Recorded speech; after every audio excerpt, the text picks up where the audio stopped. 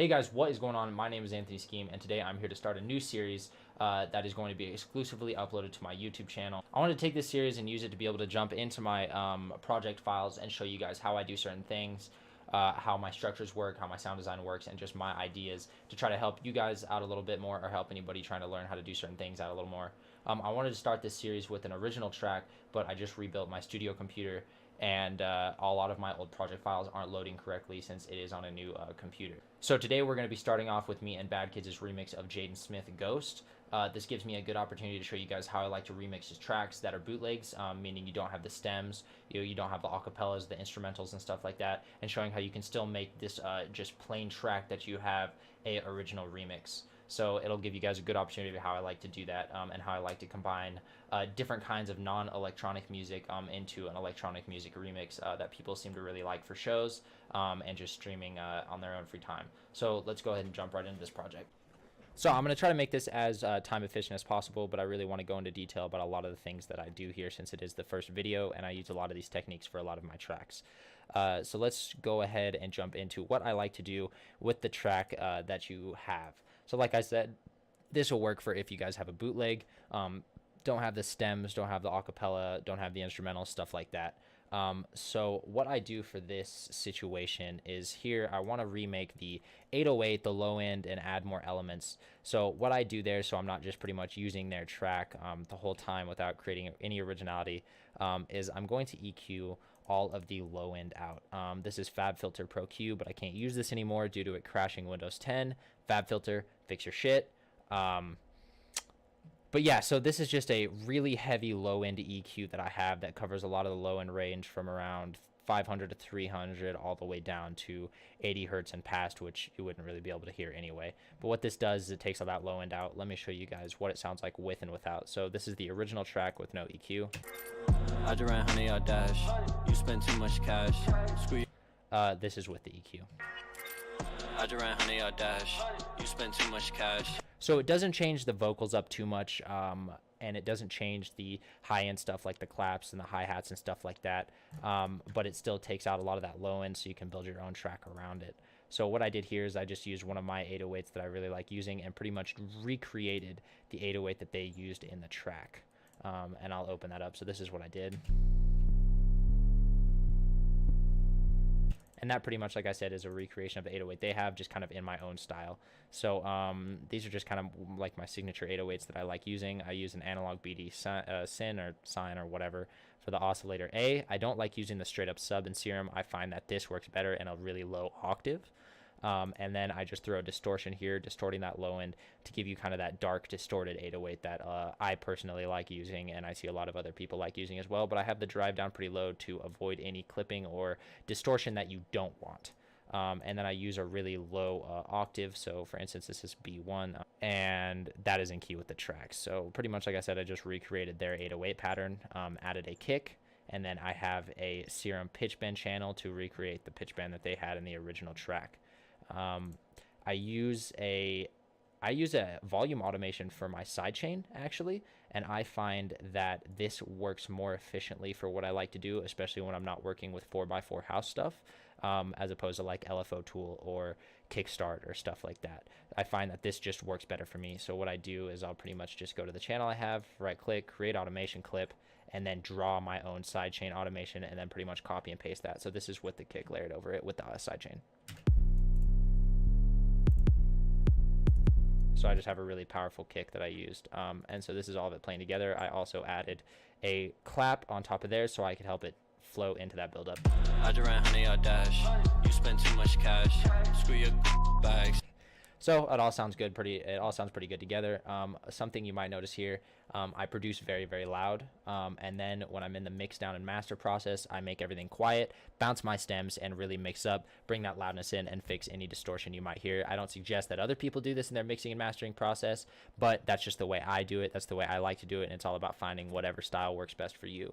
So like I said, this isn't heavily mixed. As I said, I like to mix once I bounce my stems. I make everything quiet, bounce my stems, and then mix and master. So it's my strategy. It works for me, doesn't work for other people. Whenever I'm sending my stuff to an engineer, which is rarely, it's only when the label has an engineer they want to use, I'll make everything capped at a certain decibel, send it to their engineer, whatever their engineer likes. So I want to talk about the break slash build up here. I bring in some FX here, a heavy clash to help it transition into that bass line. I found a part of the song that works where there's not too much instrumental or kicks or anything in the background to use for the build-up, so which is this part, which is kind of the break in the track. Play this shit in the club for me, for me, for me. I layered it with the atmosphere from the intro. Play this shit in the club for me, for me, for me. So I can have that atmosphere continue. One of the big things here is whether you're working on a remix or your intro is just a lot different from the track itself. Using the build-up as a transition to seamlessly flow from the track that you're remixing into the bass line that you're using is really, really important.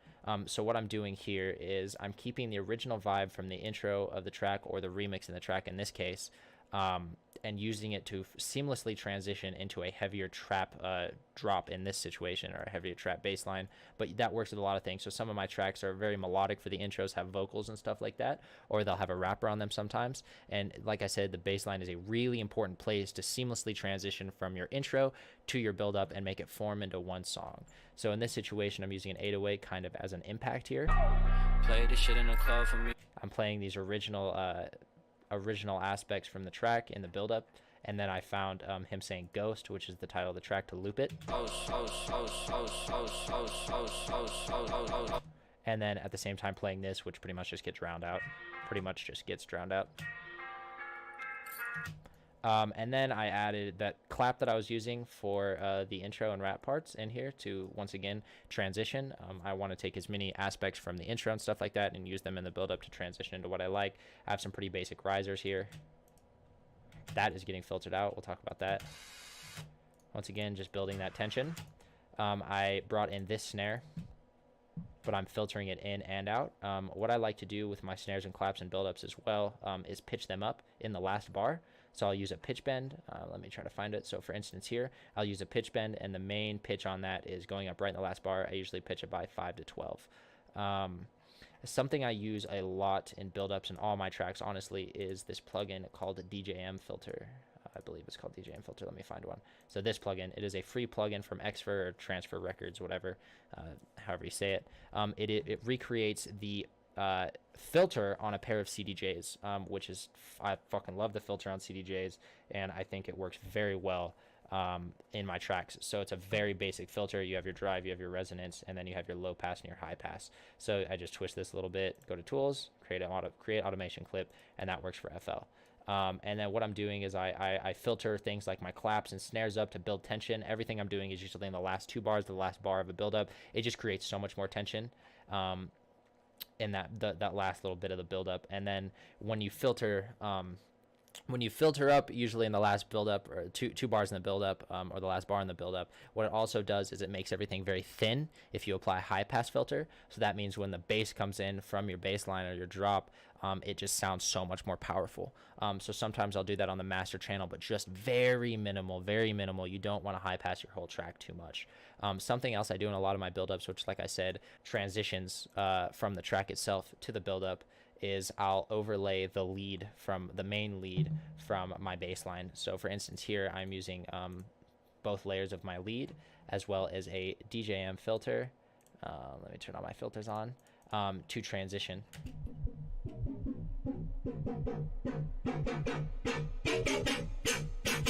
And when played together, it all sounds like this. Never rap. Play this shit in the club for me, for me, for me. If you in there, I'll be the one you never see. I'm close.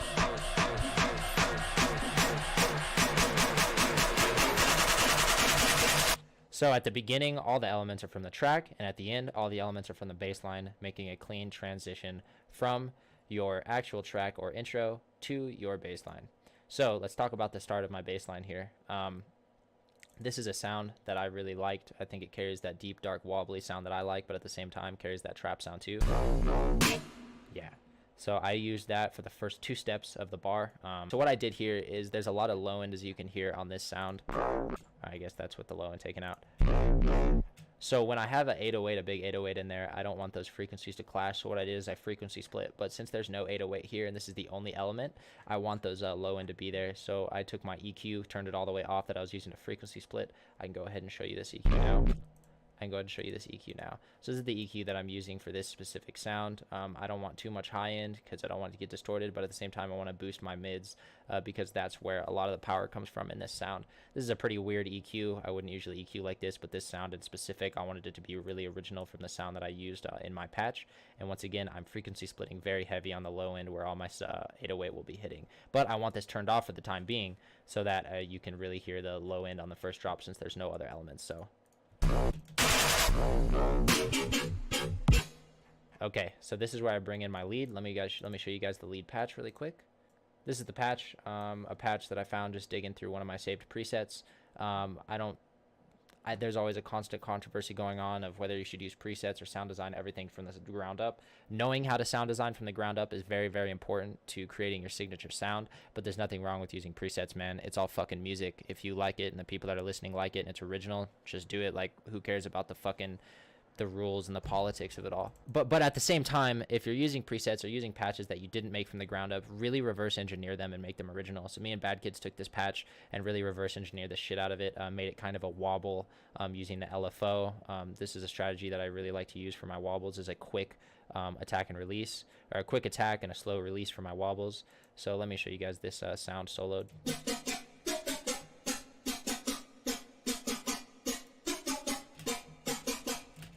And so I believe this is FM from the sub bass, so the sub bass isn't creating any low end, it's just FM'd from it. And then this is all the effects that I have on it. You guys can take a look through these, pause the video if you want to rip any of it. I don't care. That's why I'm showing you guys these tracks. Once again, just be original with your stuff. So that's the first patch. The second layer we have is this layer. Kind of a lower, more dubsteppy wobble growl type of thing. Once again, just a patch we found and then reverse engineered the shit out of using a ton of FX. Once again, you can use any of these. Pause the video, do your thing. Like I said, we just reverse engineered the shit out of it and it worked for us. So when we have these two things layered, we have a very full sound using the high end from the top first lead and the low end from the second, but at the same time making sure that low end doesn't clash with the 808 that we're going to bring in. It's just a lower sound. And then I'll show you guys the MIDI we used for it. Worked for us. Wrote it on a keyboard really quick, and it worked. So we just bring this sound in, and then our 808 comes in. This is a sample I used. The types of 808 that I sound design wouldn't really work for a main lead trap sound, so I used this and EQ'd it and kind of messed with it.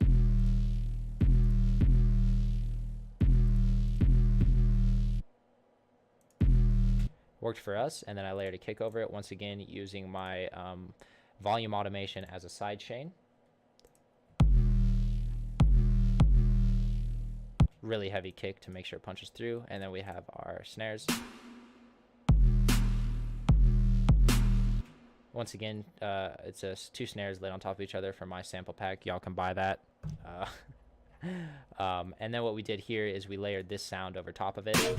Let me show you guys this sound. Very basic sound, but once it's layered over the lead, it kind of brings a little bit more originality to it. Works cool. And then we come back in. This is our break sound, which just adds more originality to it and complexity to it. So for this, we have these two sounds layered. Just some sounds that I've played around with in the past and have saved in my patches folder. And then those two layered kind of sounds cool. Very robotic and trippy. And then it goes back into our sound. And then doing these little cuts works very well on the snare. So it cuts that 808 out, which makes the next 808 that comes in much more powerful. Makes that next 808 much more powerful when you take everything out and use these cuts, and then you just pretty much use the snare to do the cuts. And so this is when our the middle section of the bass line comes in. We bring that original wub back in, but this time, since it's layered with the 808, we have that EQ on. Then used a little sample because it's cool. Once again, just using some FX to come out of this into our second break. leaving a little bit of dry time for that FX to push through the mix, and then we bring it right back into the atmosphere of the original track. Let me play that from the top.